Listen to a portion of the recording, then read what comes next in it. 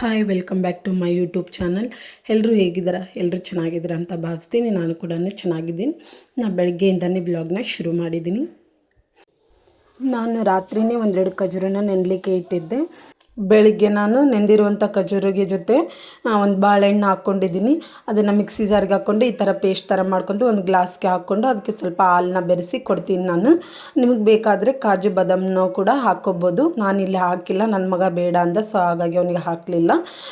ಇದು ಮಕ್ಕಳೇ ಕುಡಿಬೇಕಂತ ಏನಿಲ್ಲ, ದೊಡ್ಡವರು ಸಹ ಕುಡಿಬೋದು. ಇದಕ್ಕೆ ಯಾವುದೇ ರೀತಿ ಶುಗರ್ನ ಆ್ಯಡ್ ಮಾಡೋ ಹಾಗಿಲ್ಲ. ಹಾಗೆ ಮಿಕ್ಸಿಗೆ ಹಾಕೊಂಡು ಕುಡಿಬೇಕು, ತುಂಬ ಚೆನ್ನಾಗಿರುತ್ತೆ. ಹಾಗೆ ನಾನು ಮನೆಯೆಲ್ಲ ಕ್ಲೀನ್ ಮಾಡ್ಕೊಂಡಿದ್ನಲ್ವ, ಡೋರ್ ಒರೆಸಿರಲಿಲ್ಲ, ಧೂಳಾಗಿತ್ತು ತುಂಬ ಮೇನ್ ಡೋರು. ಸೊ ಹಾಗಾಗಿ ಅದನ್ನು ಒರೆಸೋಕ್ಕೆ ಮುಂಚೆನೇ ಈ ಥರ ಪೇಂಟ್ ಬ್ರಷ್ ಇರುತ್ತಲ್ವ, ಆ ಬ್ರಷಿಂದ ನಾನು ಮೊದಲನ್ನ ಧೂಳನ್ನ ಹೊಡ್ಕೊತಾ ಇದ್ದೀನಿ. ಈ ಥರ ಕ್ಲೀನ್ ಮಾಡ್ಕೋಬೇಕು. ಆಮೇಲೆ ನಮಗೆ ಒರೆಸೋಕ್ಕೆ ತುಂಬಾ ಈಸಿ ಆಗುತ್ತೆ. ಮಧ್ಯಾಹ್ನಕ್ಕೆ ಊಟಕ್ಕೆ ಸಿಂಪಲ್ಲಾಗಿ ಏನಾದರೂ ಮಾಡ್ಕೊಳ್ಳೋಣ ಅಂತ ಹೇಳಿ ಕಿಚಡಿನ ಮಾಡ್ತಾಯಿದ್ದೀನಿ ನಾನಿಲ್ಲಿ. ಕಿಚಡಿ ಮಾಡೋಕ್ಕೆ ರೇಷನ್ ಅಕ್ಕಿ ಕೊಡ್ತಾರಲ್ವ, ಅದನ್ನು ಯೂಸ್ ಮಾಡ್ಕೊತಾ ಇದ್ದೀನಿ ನಾನು. 1 ಕಪ್ ಅಕ್ಕಿ, ಸ್ವಲ್ಪ ಮೊಸರು ದಾಲು, ತೊಗರಿಬೇಳೆ, ಕಡಲೆಬೇಳೆ, ಹಾಗೆ ಸ್ವಲ್ಪ ಶೇಂಗಾನೂ ಕೂಡ ಇದಕ್ಕೆ ಹಾಕಿದ್ದೀನಿ ನಾನು. ನೀವು ಒಗ್ಗರಣೆ ಕೊಡಬೇಕಾದ್ರೆ ಹಾಕಿದ್ರೂ ನಡುತ್ತೆ, ಇಲ್ಲಾಂದರೆ ಇವಾಗಲೇ ಹಾಕಿದ್ರೂ ನಡುತ್ತೆ. ನಾನು ಇದಕ್ಕೆ ಇವಾಗಲೇ ಹಾಕ್ತಾಯಿದ್ದೀನಿ. ಹಾಗೆ ಉಪ್ಪು, ಸ್ವಲ್ಪ ಅರಿಶಿಣ ಪುಡಿ ಹಾಕಿ ಕುಕ್ಕರ್ ವಿಸಿಲ್ ಹೊಡೆಸ್ಕೊಳೋಣ.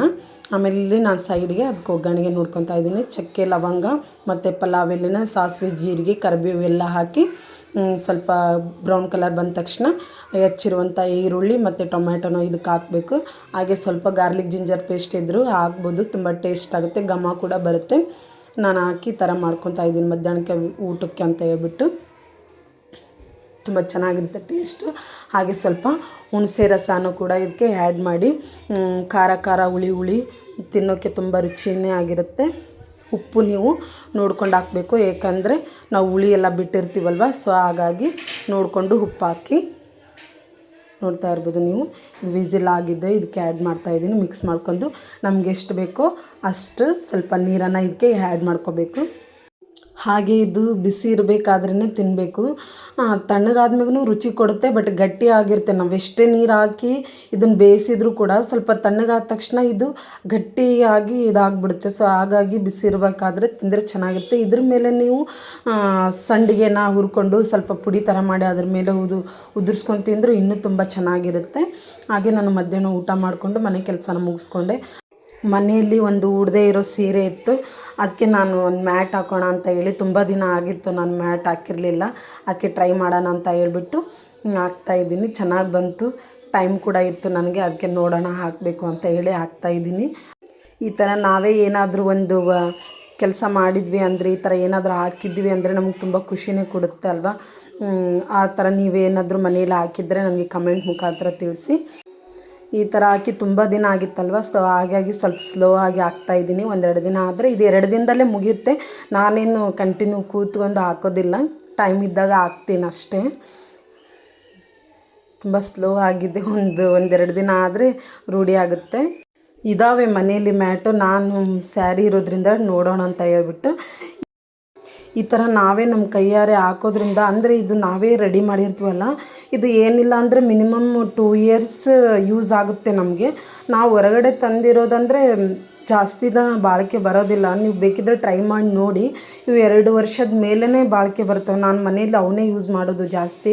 ಟೈಮ್ ಇದ್ದಾಗ ಈ ಥರ ನಾನು ಸ್ಯಾರಿನ ನೋಡ್ಕೋತೀನಿ, ಯಾವುದು ಉಡೋದಿಲ್ಲ, ಅದನ್ನು ತಗೊಂಡು ನಾನು ಈ ಥರ ಹಾಕ್ಕೊಂಡು ಇಟ್ಕೊತಿದ್ದೀನಿ. ನಾನು ಆಲ್ರೆಡಿ ಯೂಸ್ ಮಾಡಿದ್ದೀನಲ್ಲ, 3 ಇಯರ್ಸ್ ಆಯಿತು. ನಾನು 2 ಇಯರ್ಸ್ ಅಂತ ಹೇಳ್ತಿದ್ದೀನಿ, ನಾನು ಯೂಸ್ ಮಾಡ್ತಿರೋದು 3 ಇಯರ್ಸ್ ಆಯಿತು.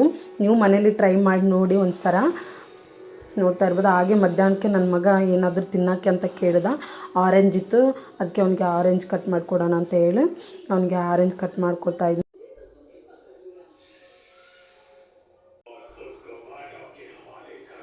ತುಂಬ ಜನ ಹಣ್ಣು ತಿಂದ ತಕ್ಷಣ ಅದನ್ನು ಸಿಪ್ಪೆನ ಎಸ್ಬಿಡ್ತಾರೆ, ಆದರೆ ನಾನು ಈ ವಿಡಿಯೋದಲ್ಲಿ ಆ ಸಿಪ್ಪೆಯಿಂದ ಏನು ಉಪಯೋಗ ಇದೆ ನಾನು ತಿಳಿಸ್ತಾ ಇದ್ದೀನಿ.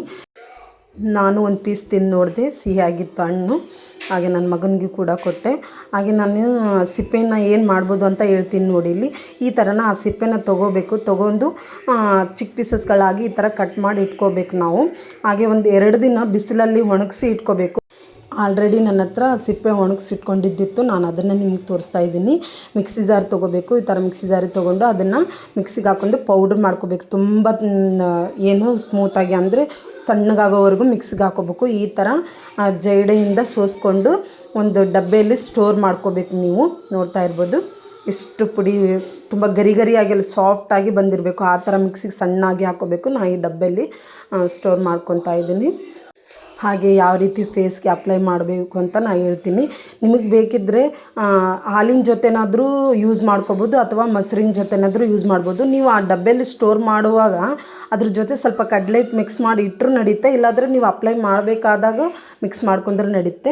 ನಾನು ಇಲ್ಲಿ ಅದರಲ್ಲಿ ಸ್ಟೋರ್ ಮಾಡಿಲ್ಲ, ನನಗೆ ಬೇಕಾದಾಗ ಮಾತ್ರ ಕಡಲೆ ಹಿಟ್ಟನ್ನು ಮಿಕ್ಸ್ ಮಾಡಿ ಹಚ್ಕೊತಾ ಇದ್ದೀನಿ. ನಾನಿಲ್ಲಿ ನಿಮ್ಗೆ ತೋರಿಸ್ತಾ ಇರೋದು ಹಾಲು ಮಿಕ್ಸ್ ಮಾಡಿ ಈ ಥರ ಪೇಸ್ಟ್ ಮಾಡ್ಕೊಂಡಿದ್ದೀನಿ. ನೀವು ಫೇಸ್ಗೆ ಅಪ್ಲೈ ಮಾಡಬೇಕು. ನಾನು ಇಲ್ಲಿ ಕೈಗೆ ಹಚ್ಕೊಂಡು ತೋರಿಸ್ತಾ ಇದ್ದೀನಿ. ಇದನ್ನು ಹಚ್ಚೋದ್ರಿಂದ ಸ್ಕಿನ್ನು ತುಂಬ ಶೈನಿಂಗ್ ಆಗಿ ಕಾಣುತ್ತೆ. ನೀವು ಫೇಸ್ ಮಾಸ್ಕ್ ಎಲ್ಲ ಯೂಸ್ ಮಾಡ್ತಿರಲ್ಲ, ಅದೇ ರೀತಿ ಇದು ನೈಟ್ ಹೊತ್ತಲ್ಲಿ ಹಚ್ಚಿದ್ರೆ ಇನ್ನೂ ತುಂಬ ಕಲರ್ ಚೆನ್ನಾಗಿ ಕಾಣುತ್ತೆ. ನೀವು ಮನೇಲಿ ಟ್ರೈ ಮಾಡಿ ನೋಡಿದ್ದು, ಯಾವುದೇ ಸೈಡ್ ಎಫೆಕ್ಟ್ಸ್ ಇಲ್ಲ. ಹಾಗೆ ನಿಮಗೆ ಕಲರ್ ಕೂಡ ಬರಬೇಕಂದ್ರೆ ಇದಕ್ಕೆ ಸ್ವಲ್ಪ ಅರಿಶಿಣ ಪುಡಿನ ಆ್ಯಡ್ ಮಾಡಿ ಹಚ್ಕೊಳ್ಳಿ. ನೀವು ಬೆಳಗ್ಗೆ ಒಂದು 15 ನಿಮಿಷ ಬಿಟ್ಟು ವಾಶ್ ಮಾಡ್ಕೊಂಡ್ರೆ ಸಾಕು.